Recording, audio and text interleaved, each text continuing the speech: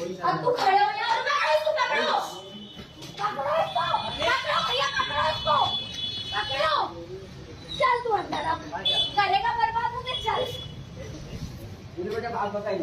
सरे अंदर, अरे इनको बताओ, इनको बताओ। सर अंदर है।